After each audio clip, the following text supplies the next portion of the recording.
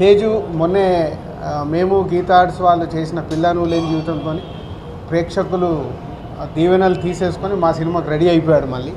So ఈ cinema ద్వారా తేజుకి కళ్యాణ్ గారికి తొలి ప్రేమ సినిమా ఎంత ఇమేజ్ తెచ్చిందో, సో అంతటి ఇమేజ్ బన్నీకి ఆర్యాతో ఎంత ఇమేజ్ వచ్చిందో, అంటే ఒక యూత్ఫుల్ ఇమేజెస్ వాళ్ళకు వచ్చినట్టు ఈ సినిమా ద్వారా తేజుకి రావాలని మనస్ఫూర్తిగా కోరుకుంటున్నాం. Thank you. చాలా హ్యాపీగా ఉంది.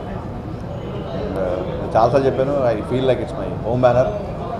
లక్ష్మణ, శిరీష్ అన్నతో పాటు సరే కొత్తగా మా యంగ్ ప్రొడ్యూసర్ హర్షిత్ జాయిన్ అవుతున్నాడు.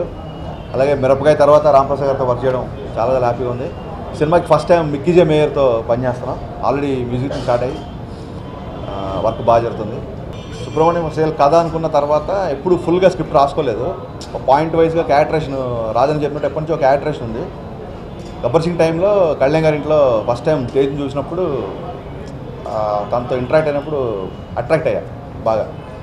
సో బట్ అప్పుడు కూడా ఇంకా సినిమా చేయాలి ఏమనుకోలేదు. ఆ తర్వాత రేయి పిల్లను లేని జీవితం ప్రోమోస్ అది చూసినప్పుడు ఈ కథ ఇంకైతే బాగుంటుందని చెప్పి అప్పుడు ఫుల్గా వర్క్ చేశాను.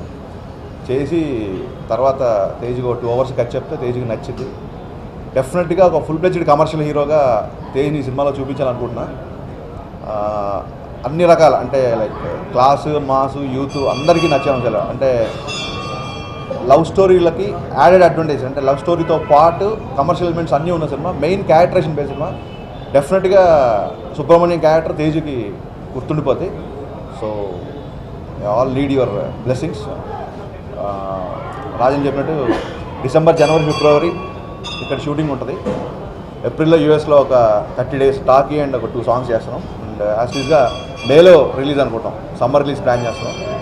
తేజు నుంచి గత 2 సినిమాల్లో ఏమేమి చూస్తున్నారు, ఇప్పుడు రైలో పిల్లల జీవితంలో ఏమేమి వస్తున్నాయో వాటిని మించి నెక్స్ట్ లెవెల్, ఒక హీరోగా తను కూడా నెక్స్ట్ లెవెల్కి ఎదగాలి కాబట్టి ఆ నెక్స్ట్ లెవెల్ ఉండేలా ట్రై చేస్తున్నా. డెఫినెట్గా తేజు పెద్ద స్టార్ అవుతాడు. అందుకే ముందే అడ్వాన్స్గా తనతో సినిమా చేస్తాను. Thank you. I have to thank you అండి. ఎందుకంటే నా మొదటి సినిమా రిలీజ్ అవ్వకముందే నాకు మళ్ళీ 3వ సినిమా ఇచ్చారు. సో దాని తర్వాత పిల్లలు రిలీజ్ అయింది. అండ్ ఆ తర్వాత హరీష్ కూడా నేను థ్యాంక్స్ చెప్పుకోవాలి. ఎందుకంటే నా మొదటి సినిమా రిలీజ్ అవ్వకుండానే ఇద్దరు కలిసి నాకు మంచి సినిమా ఇవ్వాలని చెప్పి నా 3వ సినిమాను ముందుగానే చెప్పి నాకు చేయించుకున్నారు. I'm really happy. Thankful to them. Thank you అన్న. బిఫోర్ హరీష్ అన్న సినిమా, తర్వాత హరీష్ అన్న సినిమా లాగా నాకు పేరు రావాలని వస్తున్నాను. నాకు టెన్షన్ వస్తుంది.